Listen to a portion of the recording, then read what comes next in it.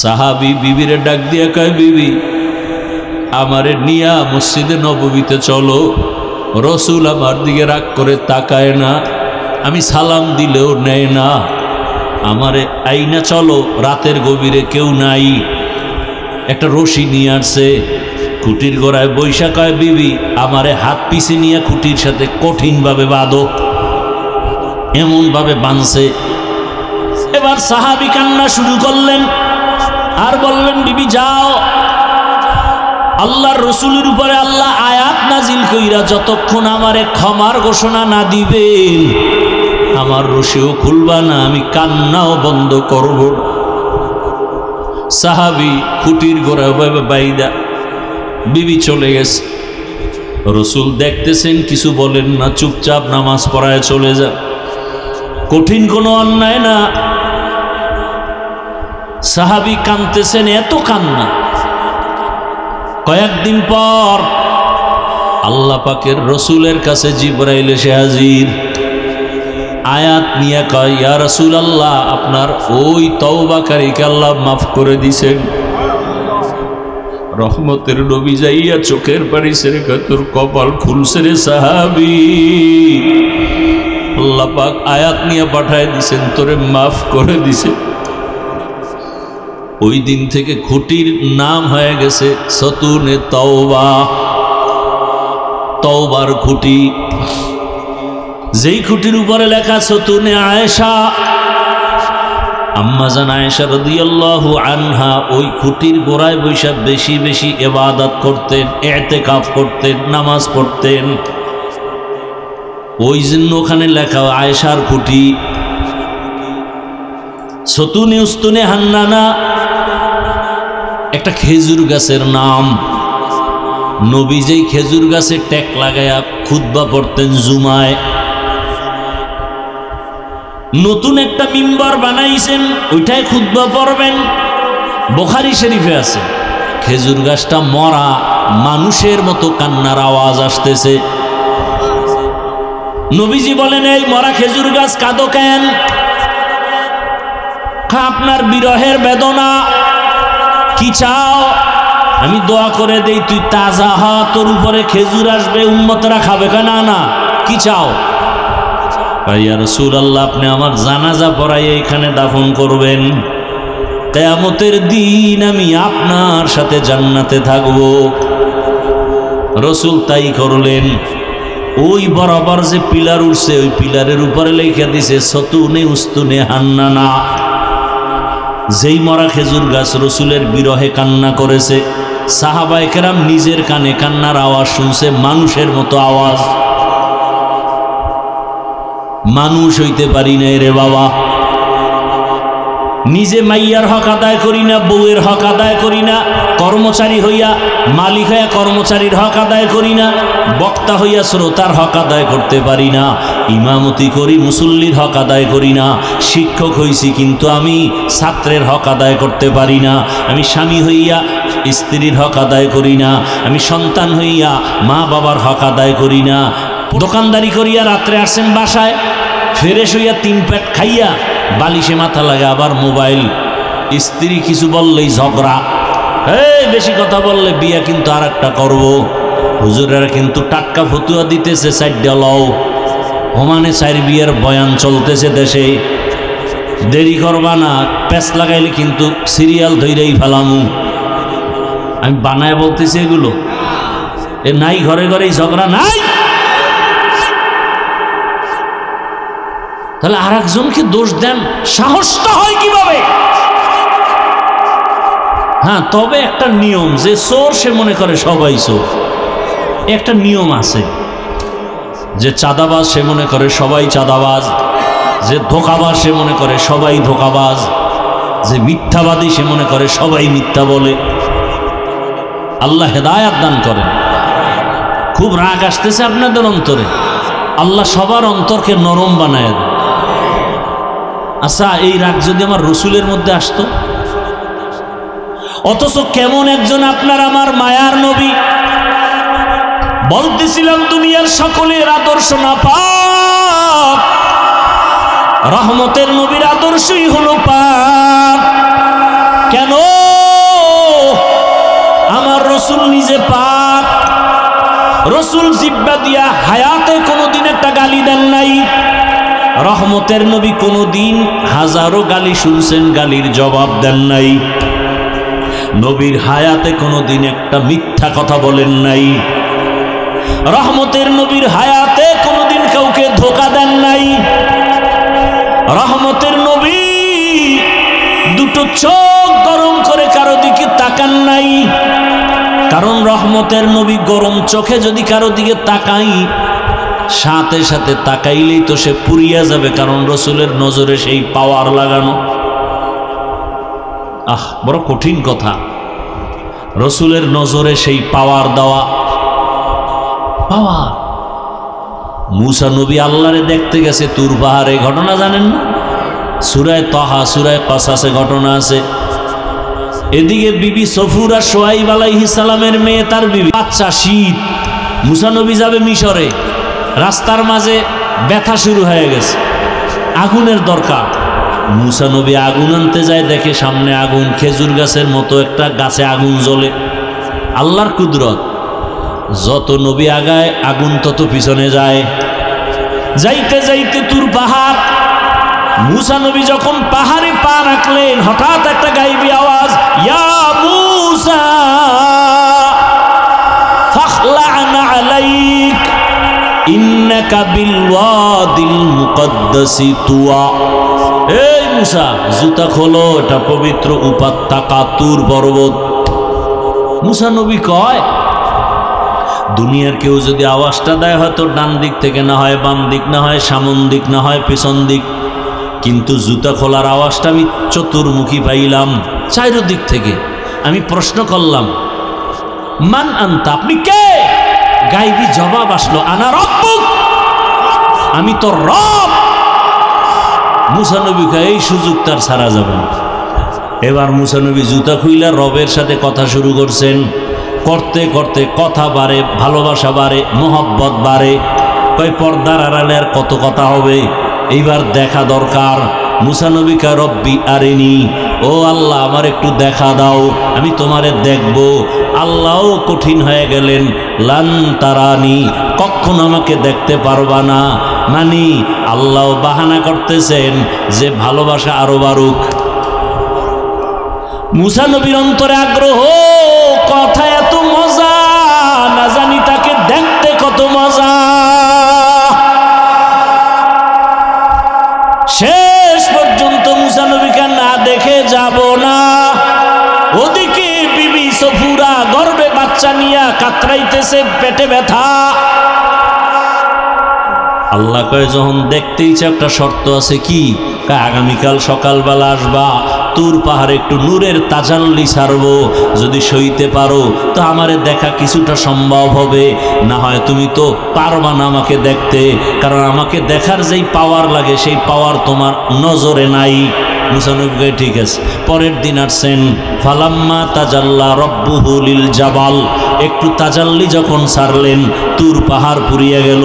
মুসা নবী বেউস, সজাগ হইয়া কয়, আল্লাহ। মুসা এবার দেখবানি? কয়, না না না না, কাম হয়ে গেছে। এবার মুসা নবীর চোখের মধ্যে তো নূরের ঝলক লেগে গেছে, পাওয়ার বেড়ে গেছে। আল্লাহ কয়, এই মুসা, চোখের উপরে নেকাব লাগাও, কারণ দুনিয়ার কেউ যদি তাকায়, ওই তোমার চোখে লাগলেই তার চোখ অন্ধ হয়ে যাবে, কারণ তোমার চোখে পাওয়ার বেড়ে গেছে, নূরের তাজাল্লির আভা লেগেছে। গেছে বাড়ি, বাড়ি তো না রাস্তায়। বিবি সফুরার অজান্তে যখন নজর পড়ে গেছে, একটা চোখ গেছে গে জাগাত। মুসা নবী, আরে আল্লাহ কইছিল মনে নেই, আমার দিয়ে তাকায় না, তাকায় না। সাথে সাথে নিকাব লাগাই দিছে। বিবি কয়, স্বামীরে দেখবো না তো এই দুনিয়া থেকে লাভ কি? অন্ধ হয়ে গেলে যাবো। একটা গেছে এমনি, এবার আবার চাইছে ইচ্ছা করে, হলো নিকাব দেখতে নই, এই দুনো চোখ গেছি। মুসা নবীকে আল্লাহ দয়া করে আপনি চোখ দুইটা আমার স্ত্রীর ফিরাইয়া পাওয়ার বাড়ায় দেন, অন্তত আমাকে যেন দেখতে পারে। ভাইয়েরা আমার, এজন্য আল্লাহওয়ালা যারা, আল্লাহওয়ালা, আল্লাহর ওলি। আল্লাহর ওলি কারা? গাঞ্জাখোর, মদ পান করনেওয়ালা। তাকওয়ার চূড়ান্ত পর্যায়ে যারা চলে, এই আল্লাহর ওলি যারা, তাদের নজরের মধ্যে পাওয়ার আছে, পাওয়ার বলার সময় নেই। তবে দলিলটা নেন, আবার দলিল ছাড়া তো আপনি আউযুবিল্লাহ না পারলেও দলিল খুঁজেন, তো দলিল নেন। ক্বালা রাসূলুল্লাহ সাল্লাল্লাহু আলাইহি ওয়া আলিহি ওয়া সাল্লাম ইত্তাকু ফিরাসাতাল মুমিন ফাইন্নাহু ইয়ানজুরু বিনূরিল্লাহ। আল্লাহর যারা প্রিয় বান্দা, তাকওয়ার আলো যাদের আছে, আল্লাহ তাদের এমন পাওয়ার দান করেন, অনেক কিছু দেখেন যা সাধারণ মানুষ দেখে না। চামড়ার চোখ দিয়া না, আল্লাহর দেওয়া নূরের আলো দিয়া তারা দেখেন। কেন? ১৫০০ বছর আগে রসুলের চ্যালেঞ্জ করা। দুই জিনিস যারা ধরে রাখবে, আমি রসুল চ্যালেঞ্জ দিলাম, এদের ঈমানও যাবে না, সম্মানও যাবে না।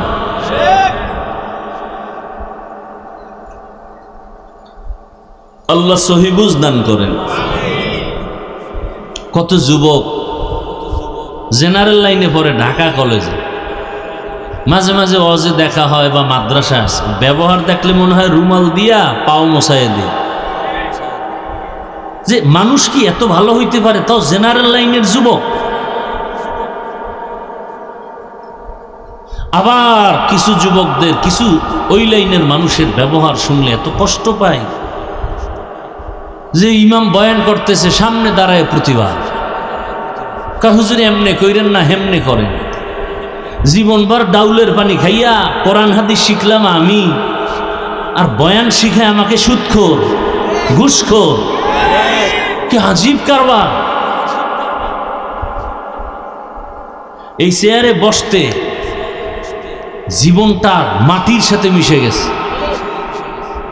আল্লাহ দয়া করে টান দিয়ে বঙ্গোপসাগর থেকে নিয়ে আসছেন, টাকা দিয়ে উঠা যায় না এ চেয়ারে।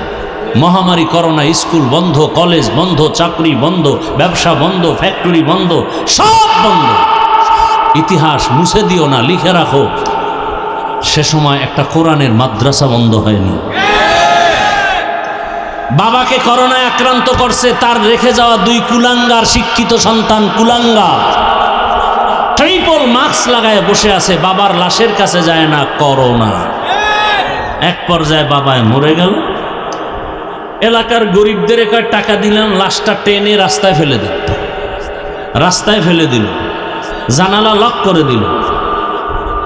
একবারও তাকায় দেখলো না লাশটা কি কুকুর খেলো না জানাজা হলো।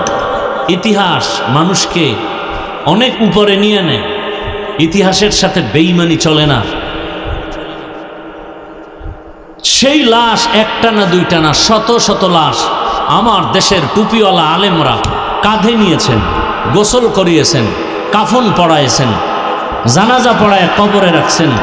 শত শত করোনার লাশ, একজন হুজুরও করোনায় মরে নাই। আল্লাহর জাতের কসম, এই জাতির জন্য কলিজা দিয়া নিঃস্বার্থভাবে মোহাব্বত করেনেওয়ালা উলামায়ে কেরাম পিওর, আর কেউ না।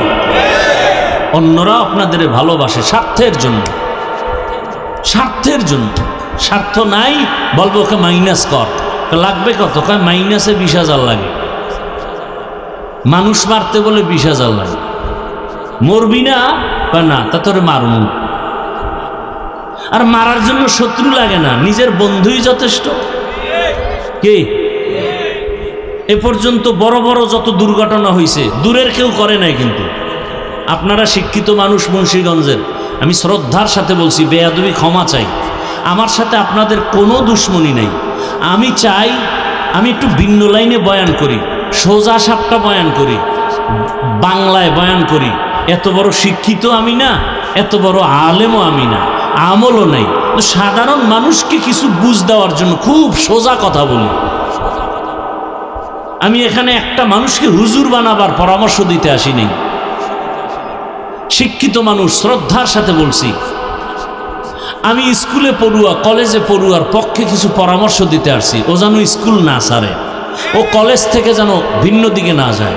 যে চাকরি করে সে যেন চাকরিই করে, যে ব্যবসা করে সে যেন ব্যবসায়ী করে। তাকে কিছু পরামর্শ দিয়ে আমি মোনাজাত দিয়ে চলে যাব। আমি একবারও বলবো না তাবলিগে যাও, একবারও বলবো না চরমনাই যাও, একবারও বলবো না টুপি লাগাও।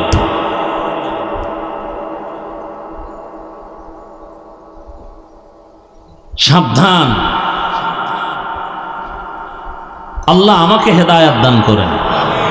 আপনাদের হেদায়েত লাগবে কিনা এটা তো আপনাদের ভালো জানা দরকার, এবং আপনারাও দোয়া করা, নিজেরটা নিজে দোয়া করেন। আমাকে দিয়া ফাও দোয়ার কত করাইবেন, আর দোয়া করুম যে তাও ভয় লাগে, দোয়া করলেই মামলা।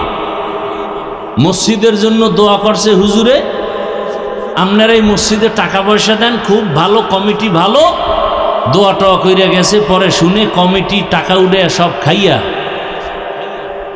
সাফ করে ফেলেছে। এলাকাবাসী গরম, কমিটিরও দোষ নাই, মসজিদেরও দোষ নাই, চান্দা যারা দেশে এগো দোষ নাই, দোয়া করছে কে এরে ধর। দোয়া করলো কেন? এই জন্য দোয়াও কমায় দিছে, গোপনে করি চুপচাপ আল্লাহর কাছে। কারণ একজন আলেম বাংলাদেশে পাবেন না যে উম্মতের নিয়ে ভাবে না, দোয়া করে না। কত কষ্ট দেন আপনারা আমাদেরকে, ফেসবুকে লেখেন, গালাগালি করেন, ইশারা ইঙ্গিতে কত কিছু করেন। একজন আলেম কোনোদিন রাগ করে না, বেতন ৮,০০০ বাকি কিচ্ছু বলে না, বরং মোনাজাতটা দিয়া কি দোয়া, আল্লাহ অসুস্থদেরকে সুস্থ বানাও, কবরওয়ালাদের জান্নাত দাও, ব্যবসা চাকরি যারা করে বরকত দাও। কি পরিমাণ দোয়া করে।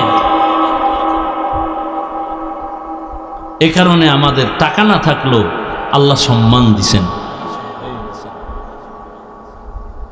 এই সম্মানটা আমি আলেম হিসাবে পাচ্ছি তা না, আপনিও পাবেন। রসুলের আদর্শ লাগান, সম্মান আপনারও বেড়ে যাবে। কোনো বিপদ আসবে না আপনার উপরে, আমি গ্যারান্টি দিলাম। আপনি যে কোনো দল করেন, আমি গ্যারান্টি দিলাম, রসুলের আদর্শ লাগাইয়া দেন, আপনার উপরে কোনো বিপদ আসবে না। আল্লাহ, ওলামায়ে কেরাম আলোচনা করেছেন। আমি আপনাদের ধৈর্যের উপরে দু চারটি কথা বলবো, এবং সেই নিয়তে কোরআন হাকিমের এক টুকরা আয়াত, রসুলের একটি হাদিস পড়েছে। আল্লাহ বলেন, মা আতাকুমুর রাসূলু ফাখুযু। হে রসুল, আপনি বলে দেন আমি আল্লাহ পাকের অমীয় বাণী, মূলত আমি বলতেছি, ও দুনিয়াওয়ালারা, আমার রসুল তোমাদের সামনে যা নিয়ে আসছেন তা আঁকড়াইয়া ধরো। ওয়ামা নাহাকুম আনহু ফান্তাহু, যেই জিনিস বিষয়ে তোমাদের রসুল নিষেধ করেছেন তার থেকে ফিরে থাকো। রহমতের নবী বলেন, বিদায় বেলা আমি রওজা মোবারকে চলে যাব, তবে দুটো জিনিস তোমাদের মাঝে রেখে গেলাম, আঁকড়াইয়া যদি ধরতে পারো ঈমানও যাবে না, সম্মানও যাবে না। না, আলেমগো আলাদা হয় নাই, সবার জন্য। এক নম্বরে কোরআন, দ্বিতীয় হলো নবীর সুন্নাত আদর্শ। এই দুইটা জিনিস যারা আঁকড়ায় ধরবেন, রহমতের নবী বলেন, ঈমানও যাবে না, সম্মানও কখনো যাবে না। ১৫০০ বছর পর এই মুন্সিগঞ্জের এলাকা, এতগুলো মানুষ যদি কোনো টাকাওয়ালা এক জায়গায় জমা করতে চাইতেন, এক নম্বরে তাদের এই মানুষগুলো আসার যাওয়ার জন্য ফ্রি গাড়ি দেওয়া লাগতো, ফ্রি। আমি কিন্তু শুরুতেই বলছিলাম, সত্য কথা না, মানেন আর না মানেন স্বীকার করেন, গাড়ি লাগতো নি। এরপরে এখানে আসার পরে ভিআইপি বসার ব্যবস্থা লাগতো না, ভিআইপি চেয়ার, অন্য কিছু। এরপরে আবার ফাঁকে ফাঁকে নাস্তা, না হয় চেয়ারের বাড়ি। এরপরে এই মানুষগুলোকে নিয়ন্ত্রণ করার জন্য আবার পুলিশ, কত র্যাব। আল্লাহ বিবেক দিছে, একটু চিন্তা করেন তো, এখানে আপনারা যারা আসছেন, এই জঙ্গল বাগানের ভেতরে কাউকে জোর করে আনা হয় নাই, ফ্রি গাড়ি দেওয়া হয় নাই, কেউ পায়ে হেঁটে আসছেন, অথবা কেউ রিক্সা ভাড়া দিয়ে আসছেন। টাকা নিবেন দূরের কথা, অনেকে এখানে টাকা দানও করেছেন। বসার ভিআইপি ব্যবস্থা আছে, পৃথিবীতে এর থেকে থার্ড ক্লাসের বিছানার নাই। বিয়ার অনুষ্ঠানে বিছনা দিলে অনেকের মনে কষ্ট আসবে, বলবে তোর বিয়ার গুল্লি মারি গেলাম। একটা বিছনা দিতে পারো না, তোর দাওয়াত দিতে কইছে কে? কিন্তু এই নর্মাল বিছানায় যে বসছেন, কে ভিআইপি, কে নন ভিআইপি, কে শিক্ষিত, কে মূর্খ, কে আলেম, কে গায়েরে আলেম, সব একাকার হয়ে বসছেন, কারো অন্তরে কোনো কষ্ট নাই। নাস্তা একটু পরে দেওয়া হবে, নাস্তাও নাই, অনেকের পেটে হালকা পাতলা ক্ষুধাও লাগছে, ভিতরে ক্ষুধা। কিন্তু এরপরও মানুষগুলোকে যদি আমি বলি, ভাইজানেরা কেন বসছেন, কতক্ষণ থাকবেন, বলে আমরা টাকার জন্য বসি নাই, আল্লাহর মোহাব্বত, রাসূলের মোহাব্বত যদি আমাদের সারা রাত্র আপনি বয়ান দিয়া রাখেন, আমরা সারা রাত বসে থাকতে রাজি। এটা কি হাফিজুর রহমানের ক্রেডিট, ওর বাপের ক্রেডিট, ওর দাদার ক্রেডিট? একমাত্র ১৫০০ বছর আগের রসুলের আদর্শের দ্বারা এটা সম্ভব। এবার বুঝেন রসুলের আদর্শ কত প্রিয়। আয়াত হাদিসের তর্জমা বলে ফেলেছি, এবার সংক্ষেপ কিছু ব্যাখ্যা, উঠা বসা করলেই মোনাজাত। ব্যাখ্যা কি কথাটা হবে? আল্লাহ বলছেন রসুল যা নিয়ে আসছেন আঁকড়ায় ধরো। প্রশ্ন হলো রসুল কি নিয়ে আসছেন, কবে আসছেন, কেন আসছেন, কি নিয়ে আসছেন? এই কথাগুলোর জবাব বর্তমানে আপনারা জানেন আরবি রবিউল আউয়াল চলে, সারা বাংলাদেশে আলোচনা চলতেছে রবিউল আউয়াল, রসুল জন্ম। মার যত কমতেছে আলোচনাও কমতেছে, অথচ আমার রসুল তেমন, নবীর দুনিয়াতে আসার আগেও আলোচনা, যাওয়ার পরেও আলোচনা, 12 মাস আলোচনা, দিনেও আলোচনা, রাতেও আলোচনা, মানুষের মাঝেও আলোচনা, আকাশে আলোচনা, ফেরেশতার মাঝে আলোচনা, জিনের মাঝে আলোচনা, 1 সেকেন্ডের জন্য বন্ধ হওয়ার মতো না। কারণ রসুলের আদর্শ বন্ধ করলে তার নামাজ হবে না, রোজা হবে না, জিকির হবে না, তেলাওয়াত হবে না, ঘুম হবে না, কিচ্ছু হবে না। রহমতের নবী আমার রবিউল আউয়াল মাসে জমিনে আসলেন, আবার রবিউল আউয়ালেই দুনিয়া থেকে রসুল বিদায় নিলেন। নবী কি নিয়ে আসছেন আর কি রেখে চলে গেলেন? সংক্ষেপ জবাব, নবী কি নিয়ে আসছেন? আল্লাহ আর এক আয়াতে বলেন, লাকাদ কানা লাকুম ফি রাসূলিল্লাহি উসওয়াতুন হাসানাহ। দুনিয়ার মানুষ, তোমাদের জন্য রসুলের মধ্যে রয়েছে শ্রেষ্ঠ আদর্শ, উত্তম আদর্শ। কেমন উত্তম? দুনিয়াতে রসুলের আদর্শের মতো আরো সুন্দর আদর্শ আর কারো কাছে আছে কিনা? ও শিক্ষিত বাবারা, রসুলের আদর্শ থেকে আরো সুন্দর আরো কারো মধ্যে আছে? যদি কেউ বলতে পারেন হাফিজ ভাই রসুলের আদর্শ থেকে আরো সুন্দর আদর্শ আছে শেখ মুজিবুর রহমানের ভেতরে, এই মিয়া শুনেন, কথা শুনেন, কথার জব কম দিবেন, আমি চাইলে দিবেন, আর চুপ করে শুনবেন কি বলি। যদি কেউ বলতে পারেন হাফিজ ভাই রসুলের আদর্শ থেকে আরো সুন্দর আদর্শ শেখ মুজিবুর রহমানের মধ্যে আছে, যদি বুঝাইয়া যৌক্তিকভাবে বলতে পারেন, তাহলে আমি আল্লাহর কসম খেয়ে বলছি রসুলেরটা বাদ দিয়া শেখ মুজিব সাহেবেরটা নিব। খুব বুঝেন।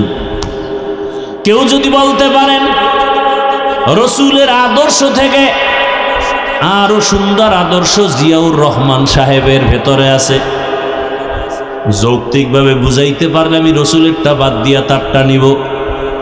পারবেন বলে কারো কলিজা আসেনি? বলতে পারবেন কারো কলিজা আছে? এবার শুনেন আমার থেকে। আবার এই মহিলা আসছে কেন ওখানে? স্বেচ্ছাসেবক কই আপনাদের? হ্যাঁ,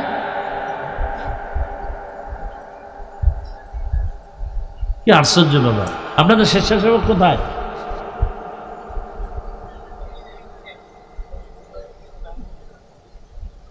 মাহফিল কন্ট্রোল করতে না পারলে দেন কেন?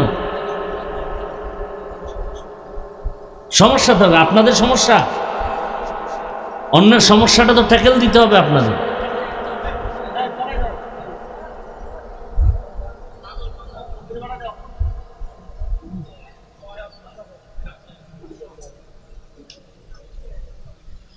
আল্লাহ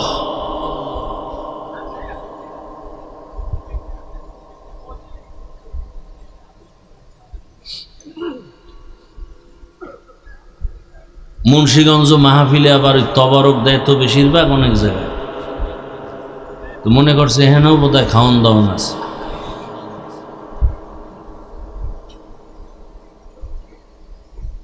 কি বলতেছিলাম?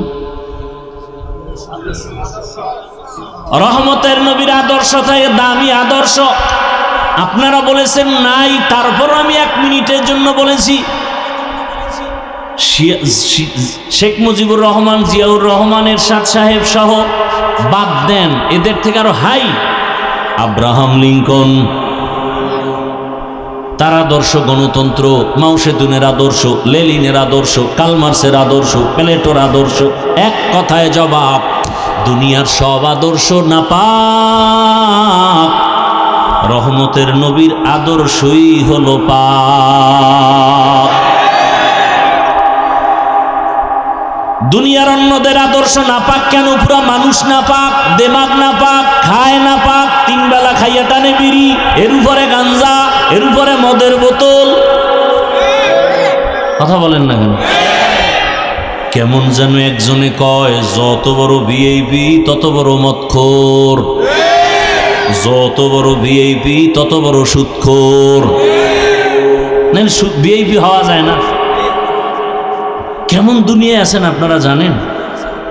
বিশাল একটা বাড়ি করবেন, লোন না নিলে আপনার বাড়ি সুন্দর হবে না, পেছে পেছে পড়ে যাবেন। লোন নিবেন, আপনার জন্য মোটামুটি অনেক দুনিয়ার লাইনে চলা সহজ, ট্যাক্স আপনাকে অনেকটা সহজ করে দিবে। এমন দুনিয়া বলারও কায়দা নাই, বলনেওয়ালাও থাকবে না। আমি হাফিজুর রহমান বয়ানে বলে বাসায় যাব, কিন্তু এই কথাগুলো কোন মসজিদের জুমায় খতিব সাহেব যদি বলেন, কমিটির মহোদয়েরা বলবেন 1 মাসের জন্য বাড়িতে ঘুরে আসেন। কেন কেন? কয় শিয়ালের হাতে মুরগি আমানত, শিয়ালের কাছে মুরগি রাখলে যা হয়, ধর্মের চাবি সুদখোর আর ঘুষখোরের হাতে রাখলে তো তাই হবে। हकीकत से तो दुनिया बेखबर है, दुनिया की नुमाइश पर नजर है। नमी गोयम के अज दुनिया जुदा बाश, बहर कारे के बाशी बा खुदा बाश। রাগ করেন আপনারা? যদি বেশি কষ্টই লাগে তাহলে আমাকে বয়ান আপনারা লিখে দিয়ে আসার আগে একটা পুরো বয়ান দেখে দেখে পড়িয়া আসতে চলে যান, কোনো টেনশন নেই। একেবারে 4 পৃষ্ঠার একটা বই লইবেন, লেখা টেখে সুন্দর করে বাস নিচে দিয়ে নাম লেখেন, যদি কলিজা শক্ত থাকে নামটা লিখে দিবেন, আমি অমুক এলাকার অমুক, এই বয়ান আপনি করবেন। একেবারে আপনার নাম সহ বরকতের দোয়া তোয়া কইরা 4 পৃষ্ঠা টাটকাভাবে পড়ে টরে আসতে চলে যান। নতুন এক সিস্টেম চালু হইল দুনিয়ার জমি। আমগো হুজুর গো জীবনভর যে কোরআন হাদিস পড়ছি এক কামে লাগে না, নতুন বয়ান চলতেছে। কইতেছি কোরআন হাদিসের কথা, অনেকের চেহারা কালো, অনেকের মনে কষ্ট, কি আজীব অবস্থা। তাহলে কোরআনের একটা ভুল বের করেন, কেউরে লাগবে না। আমি হাফিজুর রহমান একটা ভুল স্পষ্ট বের করে দেন, দুনিয়ার সব কোরআন জ্বালায় দিবে, এখন দাড়ি কেটে বেরোবে, আল্লাহর বিরুদ্ধে রাস্তায় নেমে যাব, আমরা নেমে যাব। কারণ আল্লাহ আছে, দলিল কোরআন, কিয়ামত হবে, দলিল কোরআন, ইসলাম ধর্ম সত্য, দলিল কোরআন। সে কোরআন ভুল মানি সব ভুল। কিন্তু আপনি দেওয়ার আগে চিন্তা করেন, আপনার বড়রাও কিন্তু আদা জল খাইয়া মাঠে নাইমাও ব্যর্থ। তারা পারছে কি আর আপনি কি পারবেন? আল্লাহ হেফাজতের জিম্মা নিয়েছেন কোরআন। ব্রিটিশ বেঈমানের দল ভারতের জমিনে শত হাজার হাজারো মাদ্রাসা বন্ধ করে দিয়েছে, হাজার হাজার আলেমকে ফাঁসি দিয়ে গাছের সাথে ঝুলায় রাখছে কলকাতা রাস্তা, দিল্লির শহরের রাস্তার আশেপাশে। ব্রিটিশ চাইছিল এ জমিনে ভারতে কোরআনের আলো চলবে না, আল্লাহ চাইছেন সারা দুনিয়ায় কোরআনের বাতি জ্বলবে, তার পাওয়ার হাউস হবে ভারতের ভেতরে। কাটটা হইছে সারা দুনিয়াতে এখন দিনের বয়ান চলে, তার পাওয়ার হাউস দেওবন্দ, ঠিক নি? যেই দেওবন্দের প্রতিষ্ঠাতা কাসিম নানতবি আর বাতিনি প্রতিষ্ঠাতা রহমতের নবী। ঘুমের মধ্যে রসুল আইসা রেখা টেনে দিছেন আর বলছেন কাসিম এখানে মাদ্রাসা বানাও। কাসিম ঘুম থেকে উঠা দেখে রসুল যেভাবে রেখা টানছেন পুরা চিহ্ন স্পষ্ট দেখা যায়। ভাইরা আমার, এই স্বপ্ন কোনো বেনামাজি দেখবে না, খোদার কসম। রসুল স্বপ্নে দেখবে অনেক আল্লাহর বান্দা রসুলকে, কিন্তু কোনো বেনামাজি গুনাহগার দেখবে না, হারামখোরেরা দেখবে না, কোনো দিন না। অতএব কেউ যদি ভণ্ডামি করে বলে আমি রসুলকে দেখছি, এর সম্পূর্ণ মিথ্যা কথা। কেউ যদি বলে আমি রসুলকে দেখছি, উলঙ্গ, বুঝতে হবে তার ঈমান আমল উলঙ্গ। খুব সাবধান। 24টা ঘন্টা যে সুন্নতের উপরে চলে, দরুদের উপরে চলে, গুনাহ করে না, হাতের গুনাহ, চোখের গুনাহ, কানের গুনাহ নাই। আর আমগো তো, আমি হাফিজুর রহমান বক্তা হইলে কি হইব? সবাই আপনারা সম্মানে বসাইছেন, কিন্তু আল্লাহ তো জানে আমি কত বড় গুনাহগার।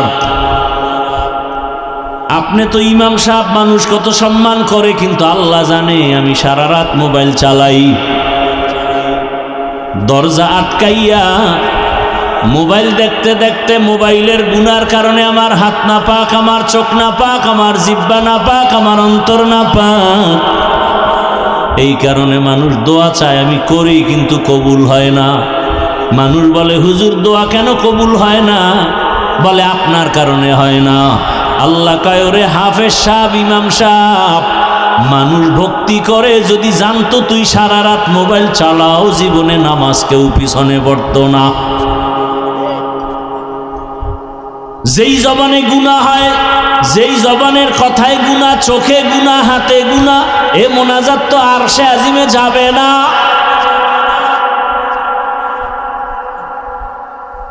এই জন্য বলি মাওলানা হইছি, বক্তা হইছি, মানুষ এখনো হতে পারি নাই। আপনারা সবাই আমার সামনে মানুষ, আমি মানুষ হতে পারি নাই। কারণ আপনারা ছবি তোলার জন্য পাগল, সবাই একদিক, আর আমি একা বিরোধিতা করি। তার মানে আমি, আপনারা মানুষ, আমি এখনো অমানুষ, মানুষ হতে পারি নাই। হইলে আপনাদেরটা মানতে আমার বাধা কেন? আসলে আমি মানুষই হইতে পারি নাই। বক্তা হওয়া কঠিন না, মানুষ হওয়া কঠিন। মাওলানা হওয়া সহজ, মানুষ হওয়া কঠিন। এজন্য বক্তা হয়ে গেছি, কিন্তু মানুষ এখনো হতে পারি নাই। মানুষ যদি হইতাম তাহলে আমি কেন লাইভ দেওয়ার বিরোধিতা করি? আমি কেন ফেসবুক চালাই না? সেদিন ঢাকাতে এক জায়গায় গেলাম, লোকটা আমার ভক্ত, অনেক উপরের দরজার, কিন্তু দেখে নাই, কোনো কারণে দেখা হয়ে গেছে। এক জায়গায় বইছি, চুপচাপ কেউ নাই, পাশে আইয়া বইয়া কয় হুজুর ডোন্ট মাইন্ড, আমি আপনার অন্ধভক্ত, যদি কিছু মনে না করেন। আচ্ছা বলেন কি? আপনার ফেসবুক আইডিটা একটু দেন, আমি অ্যাড হয়ে যাই আপনার আইডি, ঠিকানাটা দেন। আমি বললাম আল্লাহ সাক্ষী, আমার হায়াতে আমি ফেসবুক চালাই না। ও মাথায় হাত দিয়ে কয় ইন্না লিল্লাহি, ফেসবুক ছাড়া কি এই দুনিয়ায় কেউ চলতে পারে? আপনি কি বলেন? সম্ভব? 1 মিনিট তাকায় রইল আর মাথায় হাত দিয়ে, এটা কি সম্ভব? না, কেমনে সম্ভব? ফেসবুক ছাড়া চলা সম্ভব? আমি বললাম আরো আশ্চর্য, আমার মোবাইলটা চেক করেন, ইউটিউবও নাই, ডিলেট করে ফেলেছি। কারণ কিছু দেখতে গেলে ওয়াজ দেখবো, আসে নারীদের অ্যাড, বন্ধ করে দিয়েছে আজকে 3 বছর। কেন? আমি মানুষ হতে পারি নাই। মানুষ হইলে সব মানুষের সাথে আমি কেন তাল মিলাইতে পারি না? জানি না কবে আপনাদের মতো মানুষ হতে পারবো। যত কথা বলি কেমন যেন আপনাদের মনের উল্টা, সবই উল্টা। আল্লাহ আমাকে হেদায়াত দান করেন। আপনাদের লাগলে আপনারা বইলে নিন, আমার হেদায়েত দরকার খুব বেশি। হুজুর হইছে দেখে জান্নাত এত সোজা? জান্নাত পাওয়া যদি সহজ হয়, জান্নাতের টিকিট হাতে নিয়ে সারা জীবন আবু বকর কাঁদলেন কেন? জান্নাতের টিকিট হাতে পাইয়া রাসূলের সাহাবী ওমর আজীবন কান্না করলেন কেন? তাহলে আমার উপায় কি? তাদের ইলম, তাদের আমল, তাদের নামাজ, তাদের রোজা, তাদের তাকওয়া কত সুন্দর, সেই তুলনায় তো আমার নামাজই না। এরপরও তারা কাঁদছে না জীবন। আমার তো গলায় রশি লাগায় কান্না দরকার। এইবারও রসুলের রওজায় ঢুকলাম, রিয়াজুল জান্নাহ। আমরা বাংলাদেশিরা কয় হুজুর এখানে পুলিশ 10 মিনিটের বেশি থাকতে দেয় না, উঠায় দেয়। আপনি থাকেন, আমরা পুলিশের বলতেছি।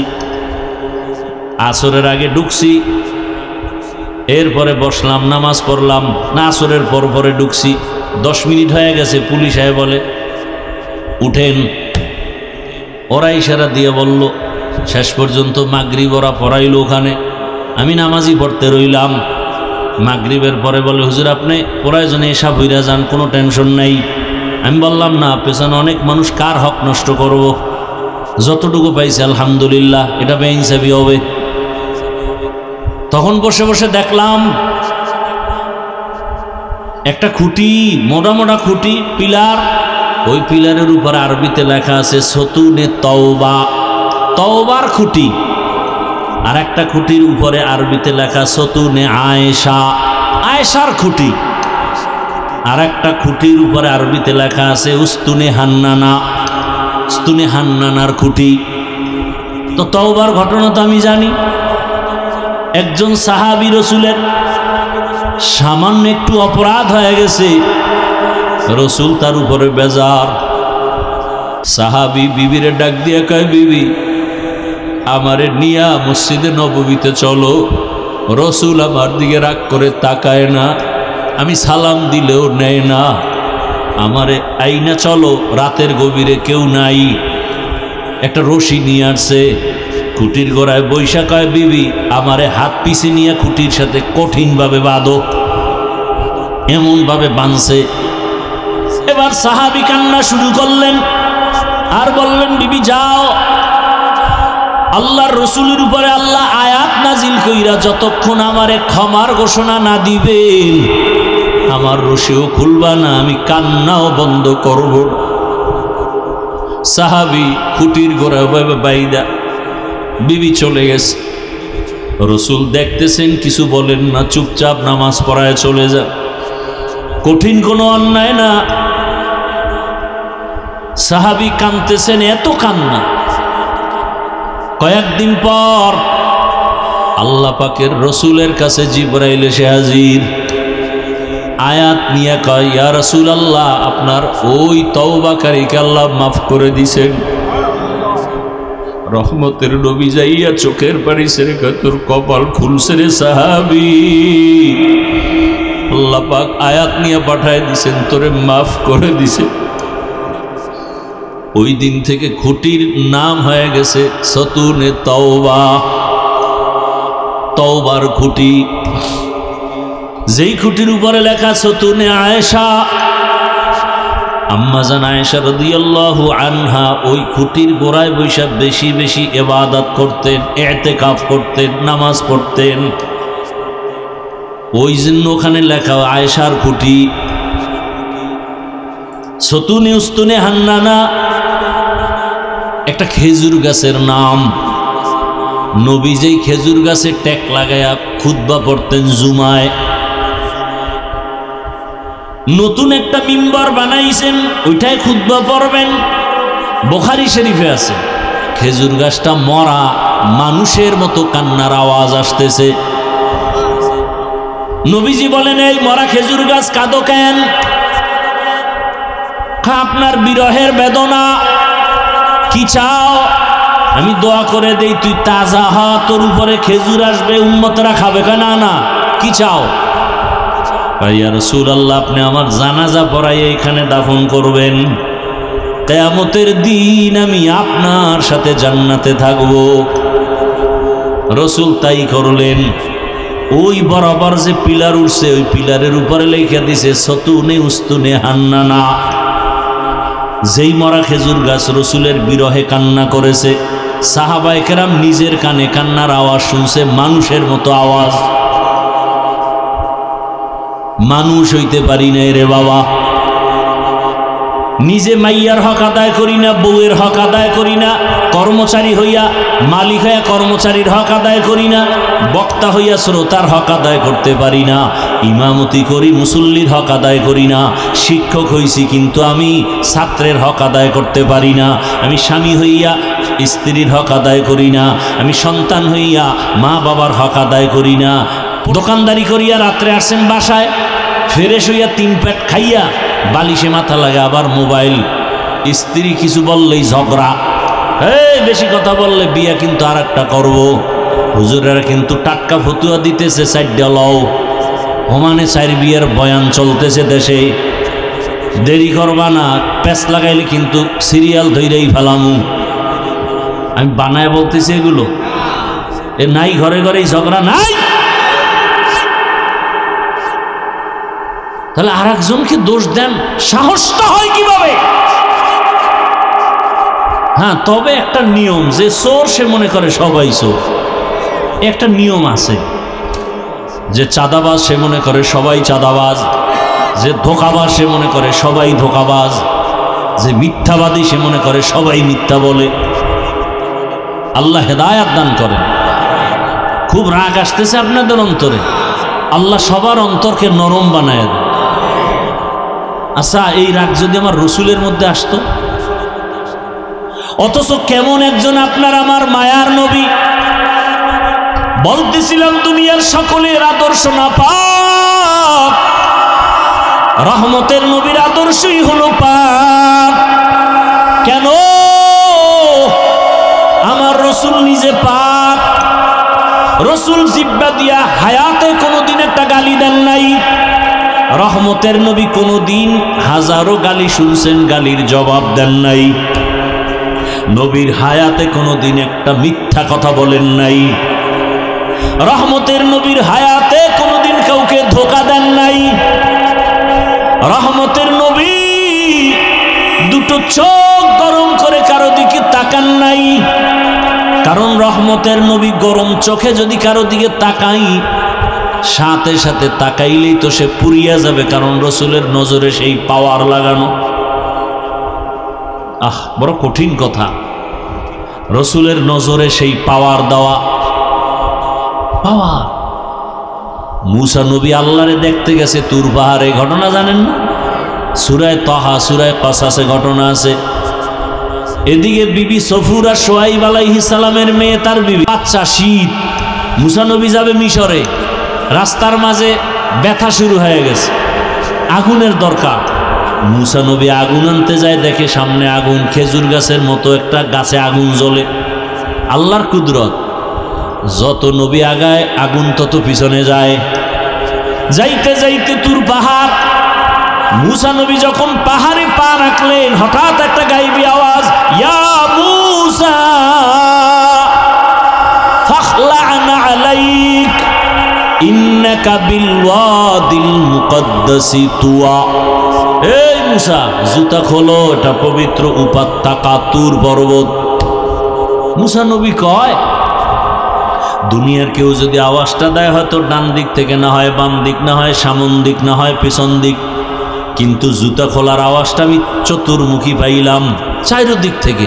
আমি প্রশ্ন করলাম, মান আনতা, আপনি কে? গাইবি জবাব আসলো, আনা রব্বুক, আমি তো রব। মুসা নবী কয়, এই সুযোগ তার ছাড়া যাবে না। এবার মুসা নবী জুতা খুইলা রবের সাথে কথা শুরু করছেন। করতে করতে কথা বাড়ে, ভালোবাসা বাড়ে, মোহব্বত বাড়ে। কয় পর্দার আড়ালে আর কত কথা হবে, এইবার দেখা দরকার। মুসা নবী কয় রব্বি আরিনি, ও আল্লাহ আমার একটু দেখা দাও, আমি তোমারে দেখব। আল্লাহও কঠিন হয়ে গেলেন, লান তারানি, কখনো আমাকে দেখতে পারবা না। মানে আল্লাহ বাহানা করতেছেন যে ভালোবাসা আরো বাড়ুক। মুসা নবীর অন্তরে আগ্রহ, কথা এত মজা, না জানি তাকে দেখতে কত মজা। শেষ পর্যন্ত মুসা নবীকে না দেখে যাব না। ওদিকে বিবি সফুরা গর্ভে বাচ্চা নিয়ে কাতরাইতেছে, পেটে ব্যথা। আল্লাহ কয় যখন দেখতে ইচ্ছা, একটা শর্ত আছে। কি? আগামীকাল সকালবেলা আসবা, তুর পাহাড়ে একটু নূরের তাজাল্লি ছাড়বো, যদি সইতে পারো তো আমারে দেখা কিছুটা সম্ভব হবে, না হয় তুমি তো পারবা না আমাকে দেখতে, কারণ আমাকে দেখার যেই পাওয়ার লাগে সেই পাওয়ার তোমার নজরে নাই। মুসা নবী ঠিক আছে। পরের দিন আসছেন, ফালাম্মা তাজাল্লা রব্বুহু লিল জাবাল, একটু তাজাল্লি যখন ছাড়লেন, তুর পাহাড় পুড়িয়ে গেল। মুসা নবী বেউস, সজাগ হইয়া কয় আল্লাহ, মুসা এবার দেখবানি? কয় না না না না, কাম হয়ে গেছে। এবার মুসা নবীর চোখের মধ্যে তো নূরের ঝলক লেগে গেছে, পাওয়ার বেড়ে গেছে। আল্লাহ কয় মুসা, চোখের উপরে নেকাব লাগাও, কারণ দুনিয়ার কেউ যদি তাকায় ওই তোমার চোখে লাগলেই তার চোখ অন্ধ হয়ে যাবে, কারণ তোমার চোখে পাওয়ার বেড়ে গেছে, নূরের তাজাল্লির আভা লেগেছে। গেছে বাড়ি, বাড়ি তো না রাস্তায়। বিবি সফুরার অজান্তে যখন নজর পড়ে গেছে, একটা চোখ গেছে গে জাগাত। মুসা নবী, আরে আল্লাহ কইছিল মনে নেই, আমার দিয়ে তাকায় না, তাকায় না। সাথে সাথে নিকাব লাগাই দিছে। বিবি কয় স্বামীরে দেখবো না তো এই দুনিয়া থেকে লাভ কি? অন্ধ হয়ে গেলে যাবো। একটা গেছে এমনি, এবার আবার চাইছে ইচ্ছা করে, হলো নিকাব দেখতে লই, এই দুনো চোখ গেছি। মুসা নবীকে আল্লাহ দয়া করে আপনি চোখ দুইটা আমার স্ত্রীর ফিরাইয়া পাওয়ার বাড়ায় দেন, অন্তত আমাকে যেন দেখতে পারে। ভাইরা আমার, এজন্য আল্লাহ ওয়ালা যারা, আল্লাহ ওয়ালা, আল্লাহর ওলি। আল্লাহর ওলি কারা? গাঞ্জাখোর, মদ পান করনেওয়ালা, তাকওয়ার চূড়ান্ত পর্যায়ে যারা চলে, এই আল্লাহর ওলি যারা, তাদের নজরের মধ্যে পাওয়ার আছে। পাওয়ার বলার সময় নেই, তবে দলিলটা নেন। আবার দলিল ছাড়া তো আপনি আউযুবিল্লাহ না পারলেও দলিল খুঁজেন, তো দলিল নেন। قال رسول الله صلى الله عليه وآله وسلم اتقوا فراسة المؤمن فإنه ينظر بنور الله। আল্লাহর যারা প্রিয় বান্দা, তাকওয়ার আলো যাদের আছে, আল্লাহ তাদের এমন পাওয়ার দান করেন, অনেক কিছু দেখেন যা সাধারণ মানুষ দেখে না। চামড়ার চোখ দিয়া না, আল্লাহর দেওয়া নূরের আলো দিয়া তারা দেখেন। এক সময়ের সন্ত্রাসী রসুলকে জবাই করতে যায় কে? সে কিন্তু এখন মুসলমান। এক সময় সে মদিনায় খুতবা দেন, খলিফাতুল মুসলিমিন। খুতবার মাঝখানে হঠাৎ একটা আওয়াজ দিলেন, ইয়া সারিয়াতাল জাবাল, ইয়া সারিয়াতাল জাবাল, ইয়া সারিয়াতাল জাবাল। এই সারিয়া, পাহাড় পাহাড় পাহাড়। ওমর মদিনায় বইয়া খুতবার ভিতরে ফট করে আওয়াজ দিছে, এই সারিয়া, পাহাড়। সারিয়া কই? কয় মদিনা থেকে 2000 কিলোমিটার দূরে ইরানে যুদ্ধ করে। কোথায়? কত দূর? 2000 কিলোমিটার দূর। সারিয়া আসার পরে জিজ্ঞাসা করা হলো, ওমরের আওয়াজ শুনছিলানি? সারিয়া বলে, কাছে বসে বললে যেমন শোনা যায় তেমনই শুনছি। ওমরের আওয়াজ পাইয়াই তো আমরা সতর্ক হয়ে গেছি। ওমর বলছিল পাহাড় মানে পাহাড়ের ওই পাশে দুশমন, সতর্ক। ওমরের আওয়াজে আমরা সতর্ক হই, আমরা বিজয়, আমরা নিরাপদ। এটা ফেরাসাত, এই পাওয়ারের নাম ফেরাসাত। হাদিসের ভাষায়, কোরআনের ভাষায় এই পাওয়ারের নাম ফুরকান। ইয়া আইয়ুহাল্লাযীনা আমানু ইন তাত্তাকুল্লাহ ইয়াজআল লাকুম ফুরকানা। এই পাওয়ার কোনো গাঞ্জাখোরকে আল্লাহ দিবেন না, দাড়ি কামানেওয়ালাকে দিবেন না, বেপরদায় যারা চলে তাদেরকে দিবেন না, যারা চূড়ান্ত তাকওয়ার উপরে চলে আল্লাহ তাদেরকে দিবেন। ইন তাত্তাকুল্লাহ ইয়াজআল লাকুম ফুরকানা। রাসূলের আদর্শ থেকে আর দামি কোনো আদর্শ নাই। ও আমার কলিজার যুবক, রাসূলের রেখে যাওয়া আদর্শ কি পালন করবে হিন্দু বাবারা, খ্রিস্টানেরা, ইহুদিরা? জিহ্বা নাড়ায়া সত্য কথা বলো, মানো আর না মানো, রাসূলের রেখে যাওয়া আদর্শ সুন্নত মানবে কারা? কোন দেশের মুসলমান? বাংলাদেশের আর বাইরের দিবা? তাহলে বাইরের দি বাংলাদেশ বাদ। হ্যাঁ, বুঝতে পেরেছি তুমি কি বলছো, দুনিয়ার সব মুসলমান মানবে তবে মুন্সিগঞ্জ বাদ। হ্যাঁ, তা তোমার দাড়ি নেই কেন? দাড়ি কামাইলে বরকত যদি হয় একটা দলিল দাও, কোরআন হাদিস না, তোমার যৌক্তিক। যে হাফিজ ভাই যৌক্তিক দলিল আছে, দাড়ি কামাইলে চেহারায় বরণ উঠবে না, যৌবন বাড়বে, চেহারা খালি নূর বাড়বে, খালি এরকম দুনিয়াবি একটা দলিল দে, খোদার কসম আমি দাড়ি কেটে ফেলব। আমার কথা ক্লিয়ার, কোনো ভেজাল নাই।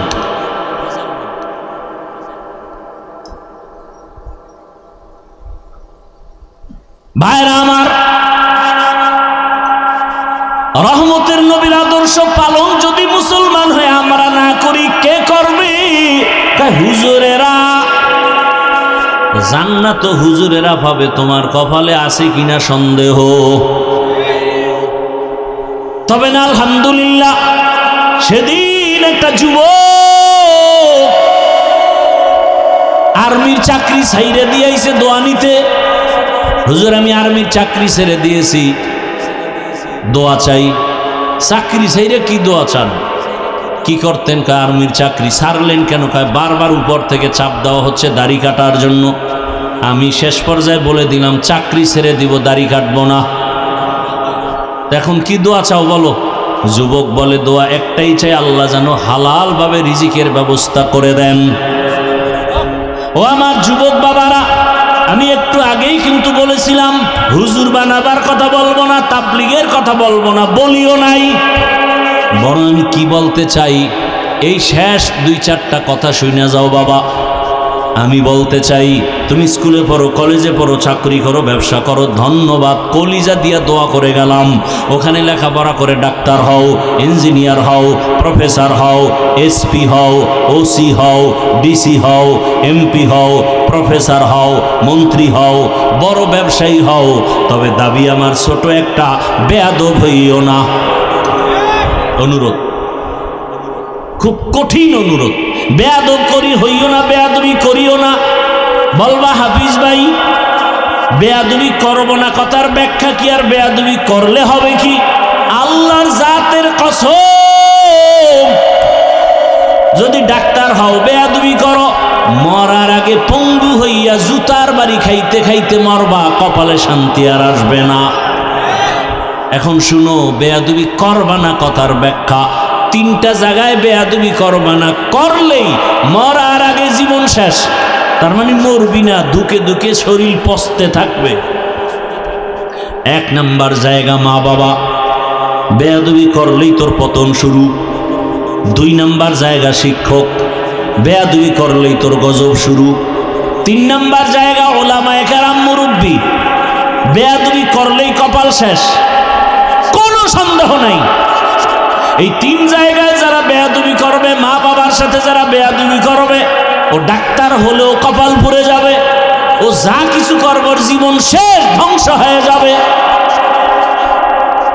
আর যদি আদব রক্ষা করে মা বাবার দোয়া নিয়া, শিক্ষকের দোয়া নিয়া, আলেম ওলামার দোয়া নিয়া ডাক্তার হয়, দেশের প্রত্যেকটা মানুষ মাথায় উঁচু করে সম্মান করবে।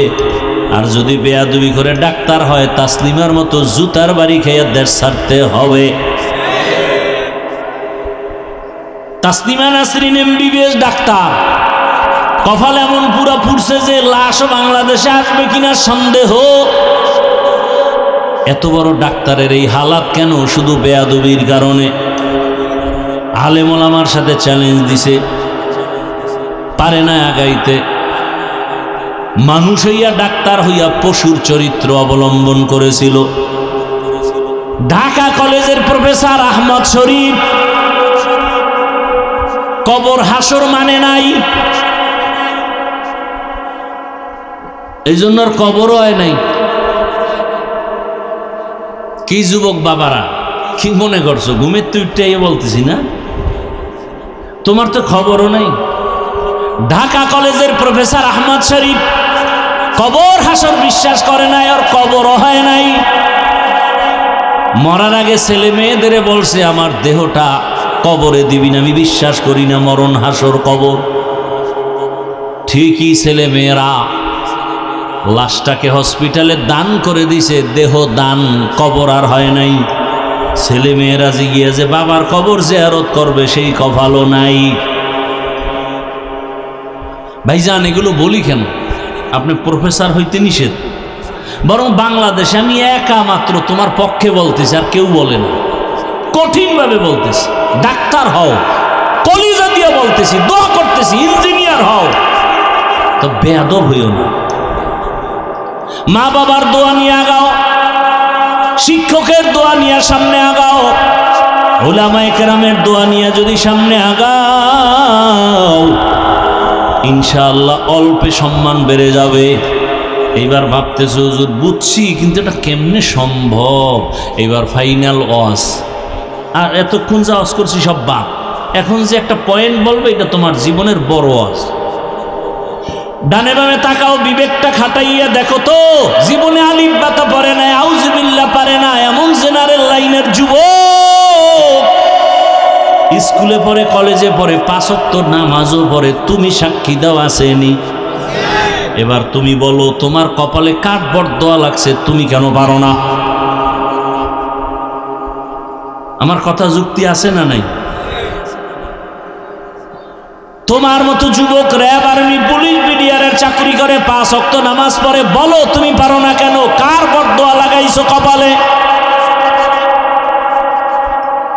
তোমার মতো যুবক রাস্তায় গাড়ি চালায়, 5 ওয়াক্ত নামাজ পড়ে, বলো তুমি কেন পারো না? তোমার মতো যুবক কৃষি কাজ করে, নামাজ পড়ে, নদীর মধ্যে মাছ ধরে, নামাজ পড়ে, ডাক্তার, প্রফেসর, ইঞ্জিনিয়ার নামাজ পড়ে, বলো তুমি কেন পারো না? অবশ্যই তোমার কপাল পুড়ে গেছে, কারণ না জানি বরদোয়া লাগছে। কোন সময় জানি মায়েরে কি কইছো, মায় মনে হয় কষ্ট পাইয়া লাইছে, আর সাজিমে বোধহয় কষ্ট চলে গেছে। না জানি শিক্ষকের সাথে বেয়াদবি করছো, না হয় এমন হতে পারে না। তোমার মতো লাইনের যুবক শ্রমিকের কাজ করে, 5 ওয়াক্ত নামাজ পড়ে। ওই যে একটু আগে ঢাকা কলেজের কথা বলছি, যাও একটা দিন ঢাকা কলেজের বারান্দা ঘুরে দেখবা, বহু ছেলে কলেজে ক্লাস করে, মাথায় পাগড়ি, বড় বড় দাড়ি, বড় জামা, মনে হয় যেন বড় মসজিদের খতিব, অথচ আরবি পারে না।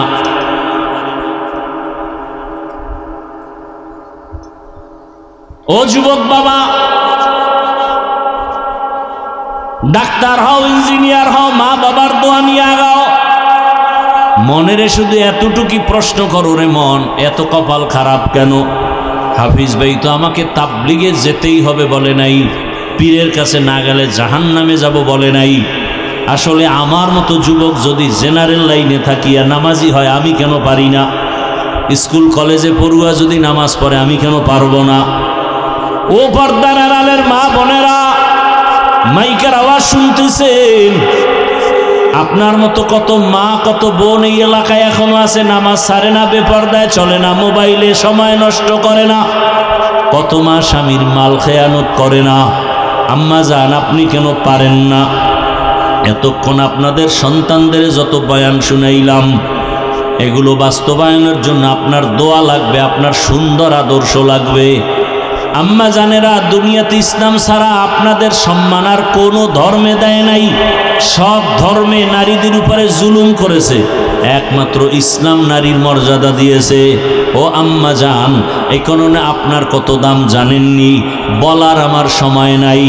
এ দুনিয়াতে রহমতের নবী, আলাদা নবী, তুলনাহীন নবী, যার চেহারা দেখলে বরকত, যার গুণগান জীবন ভর বললেও শেষ করা যাবে না, সেই নবী আলাদা। আল্লাহ পাক যার আশেক, সেই রসুলের কত শক্তি, কত যৌবন।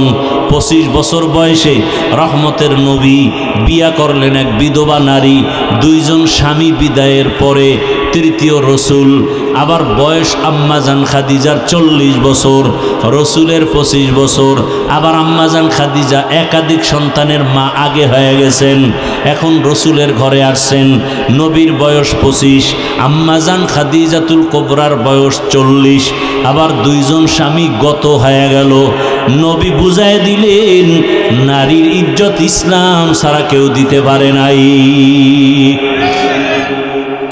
আরবের চরিত্রহীন লম্পটেরা নারী পছন্দ করে না। কন্যা ঘরে আসলেই বাবা নিজে গলা টিপে মেরে ফেলে।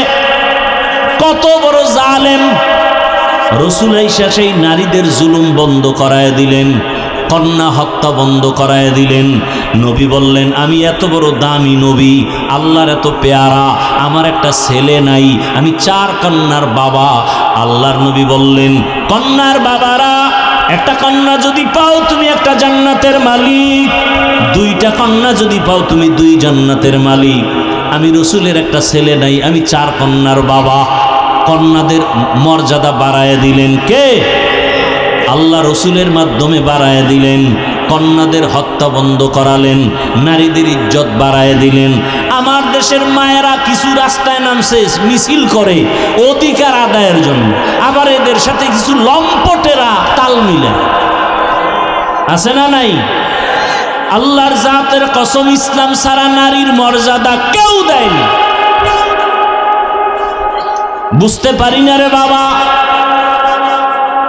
এ কারণে উল্টা পাল্টা আওয়াজ। আরে আম্মা জান, আপনাদের মর্যাদা এত বাড়ছে কেন? আপনারা নবীদের মায়ের মতো মা। দুনিয়াতে সব নবীরা মায়ের গর্ভে আসছেন, আপনারা ওলিদের মায়ের মতো, সাহাবায়ে কেরামের মায়ের মতোই মা। আপনারা তো আলেমের মায়ের মতোই মা। আপনারা তো খাদিজার মতো দামি নারীর মতো নারী, আয়েশা রাদিয়াল্লাহু আনহার মতোই তো দামি নারীর মতো নারী, ফাতেমা রাদিয়াল্লাহু আনহার মতোই তো আপনারা নারী। ওরে জানেন না আপনারা, দুনিয়াতে এক বড় বেঈমানের নাম ফেরাউন, জানেননি? তার স্ত্রীর নাম কি? এত বড় বেঈমান ফেরাউন, তার ঘরের বিবি আসিয়া এত দামি। রহমতের নবী বলেন, কিয়ামতের ময়দানে আসিয়ার সাথে আমি মুহাম্মদের বিবাহ হবে।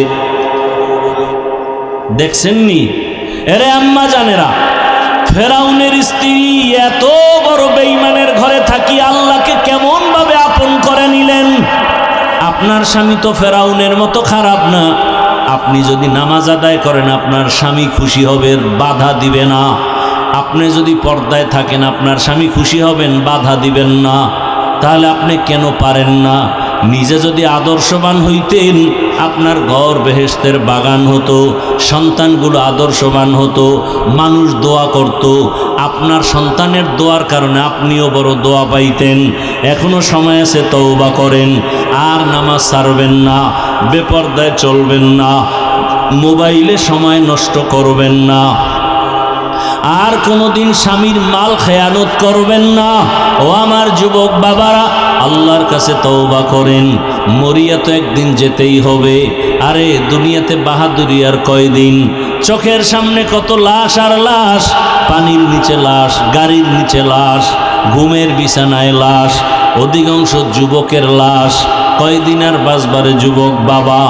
আগামীকাল এই টাইমে খবর যদি হয় তুমি মরিয়া গেছো, তোমার মা কান্না করবে, আমারে কে মা বলে ডাকবে। ওরে তোমার বাবায় দৌড়ায় যাবে, ইমাম সাহেব তাড়াতাড়ি আসেন, জানাজা পড়াতে হবে। আবার কাউকে পাঠাবে, দোকানে যাও কাফন কেনার জন্য। কেউ যাবে কবর খননের জন্য, কেউ যাবে তোমার গরম পানি গোসলের জন্য। ও আমার যুবক বাবা, এই দুনিয়া কিছুই না। তোমার আপন বন্ধুটা মোবাইলের নাম্বারটা ডিলিট করে ফেলবে। বন্ধু নাই, নাম্বার মোবাইলে রেখে লাভ নাই। অতএব তুমি একা একা বাঁশবাগানে পড়ে থাকবা। আজকে ডানে বামে বন্ধু বান্ধবের অভাব নাই।